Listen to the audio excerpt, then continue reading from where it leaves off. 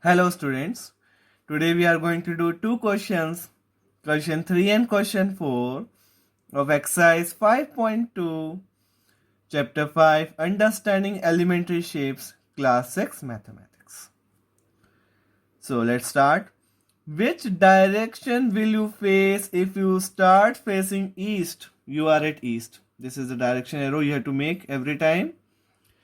This is east, here it is east, and make half revolution clockwise. And we know half of a revolution means we have to move towards two right angles or one straight angle. So write half of a revolution.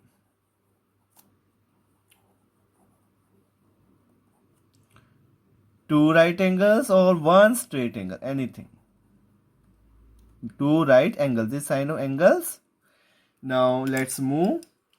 We are at east, so here we are, and clockwise we have to move. So clockwise two right angles, 1, 2, or one straight angle. So which direction will you face now? West. So direction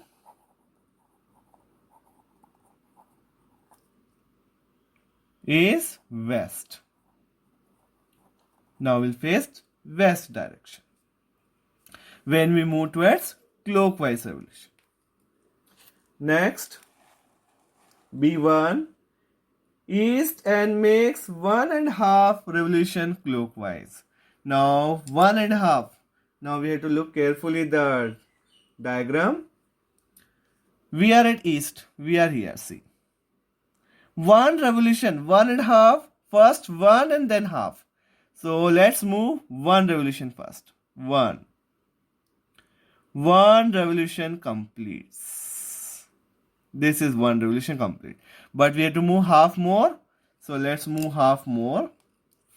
So this is half more. So 1.5. So finally we reach at west. So 1.5 revolution means 1.5 revolution equals to how many right angles? 1, 2, 3, 4, 5, 6. 6 right angles. Or 1 complete angle and 1 straight angle.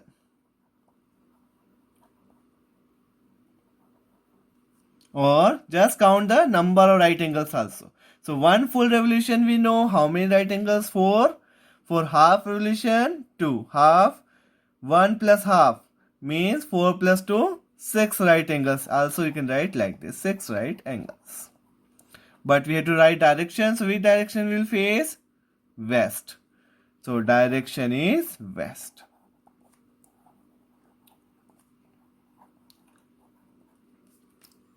Now next, west and makes 3/4 of a revolution anti-clockwise. This time anti-clockwise. West, we are at west. And now anti-clockwise, we have to move in the opposite direction of clock. Opposite direction clock is this one. This is clockwise, this is anti-clockwise. So we know 3/4 of a revolution means 3 right angles.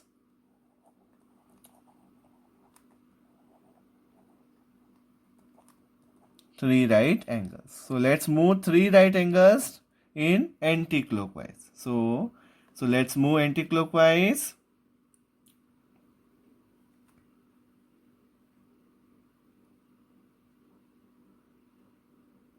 So we reached at north. So direction is north.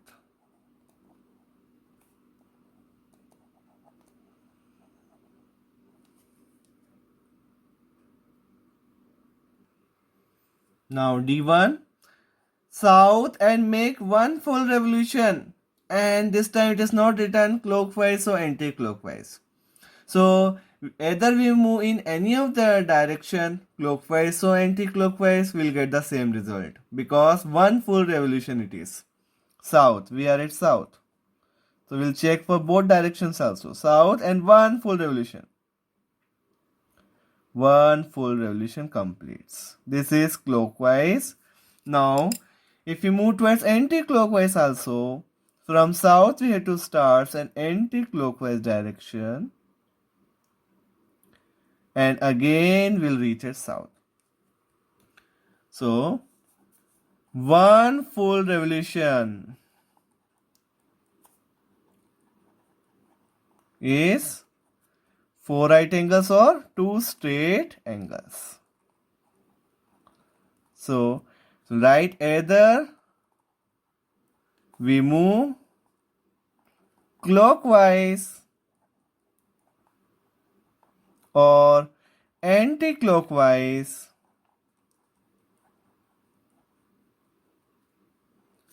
we will face south direction only.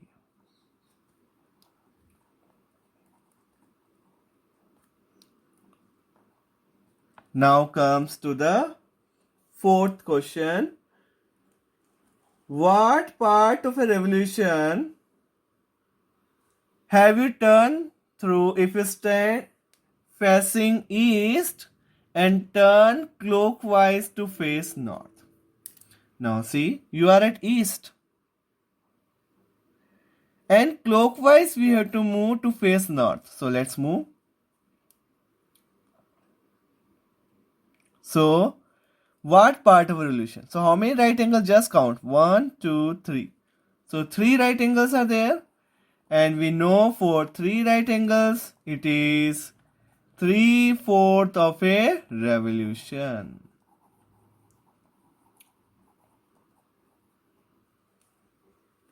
Next one, B1.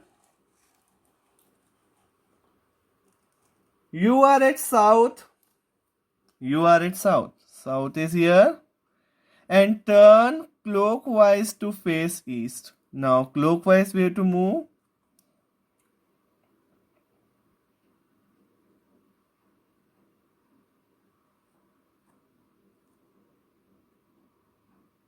To face east. So east is here. So how many right angles? Just count. 1, 2, 3. Again 3 right angles. And 3 right angles we know it is 3/4 of a revolution.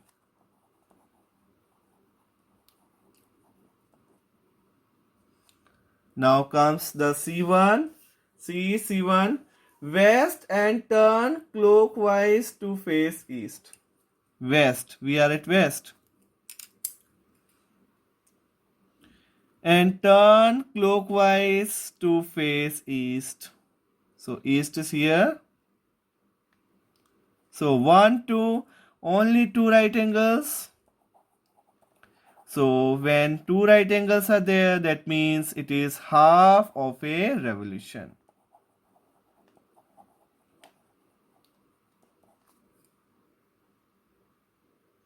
So I hope you understood both the questions, question 3 and question 4. So practice it. Thank you so much for watching the video.